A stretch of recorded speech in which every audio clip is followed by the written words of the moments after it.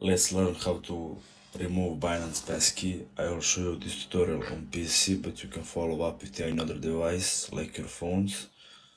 I will show you this tutorial on Binance application, so let us start by opening it.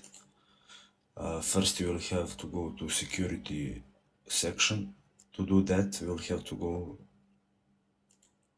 user center. Security is first in a row here, so let's click on it. Now when page loads, you'll see here two-factor authenticator and passkeys first in a row again here. To go there, click on this manage button and click on this trash icon that is remove. Then the new pop-up will appear. Are you sure you want to remove your passkey? Click on continue. You will have to verify this passkey.